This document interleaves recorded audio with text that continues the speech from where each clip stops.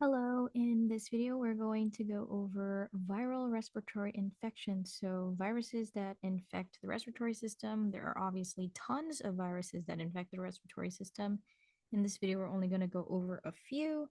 Viruses love to infect the respiratory system because many viruses travel through the air, airborne. Whenever you sneeze or cough, you are releasing tons of viruses, and then another person breathes them in, and then of course, the first place you're going to end up is in the respiratory system. So, respiratory system is a great place for viruses to kind of infect.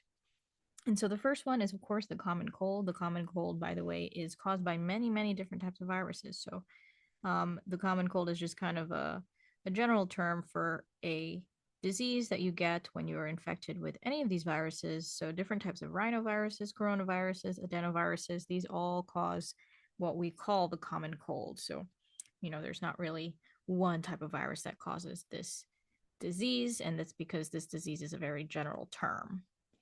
But all of these viruses are going to, again, they're going to infect the respiratory system. They're going to get in through your nose or your mouth, and they're typically going to infect the mucosal layer of your respiratory system, and that is going to give you your classic sneezing, runny nose, congestion types of symptoms.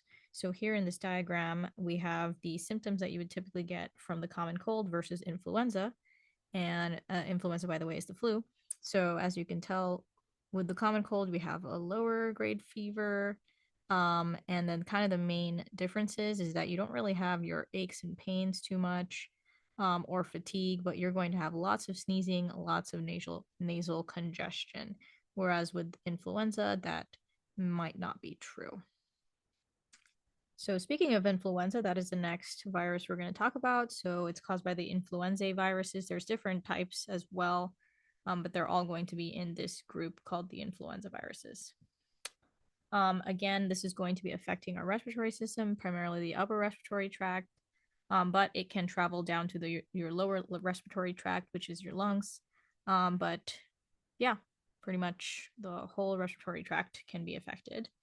And again, there are different strains of the flu virus. And the reason why is because these spike proteins, the H spike protein and the N spike protein, they can change yearly or seasonally. And so that's why we have kind of the seasonal flu, as some people would say. Every year we have a different strain, and that is because there's different H and N proteins. And these viruses like to mutate a lot, change their H and N protein. So every year we have a new flu virus. That's kind of why we always have to have a new flu shot, because every year it's different. And by the way, that is how we name our flu viruses. So, for example, H1N1 is named for H. It has the one. We just used the number one to designate that its hemagglutinin spike protein was number one, and then the N was number one as well.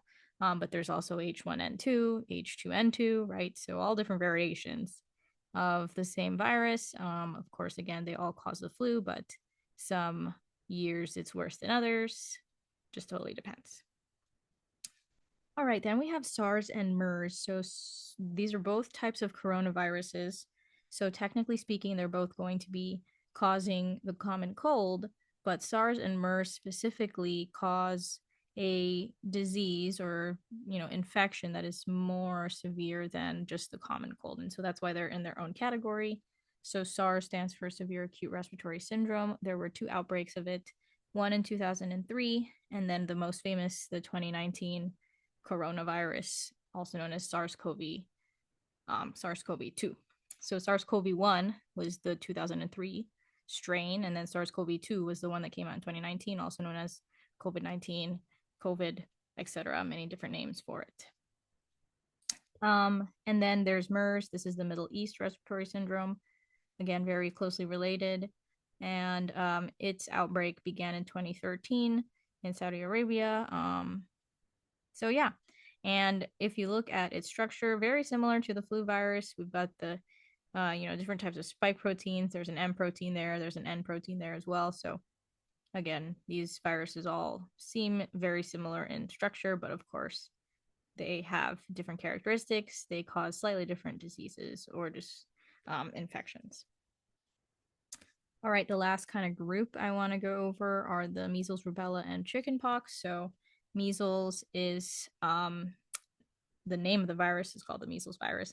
It's an extremely contagious virus that causes high fever, sore throat, rash, and you'll have these complex spots in the cheek, these white spots when you look inside of the cheek. So yeah, that's the classic measles. Then we have rubella, also known as German measles. So you'll have the same kind of rash, but with rubella, women who are infected with rubella when they're pregnant, the child can come out with birth defects. So that's another kind of issue with rubella.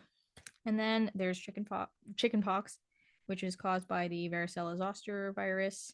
Of course, this gives you your classic pox rash, with the pustules and all that. And you're going to get fever and chills as well. So notice that these viruses, we've categorized them under the respiratory viruses because you do obtain them through the respiratory system and they do infect the respiratory system. But all of these, one thing they have in common is that they'll also produce some kind of skin condition or something going on with the skin.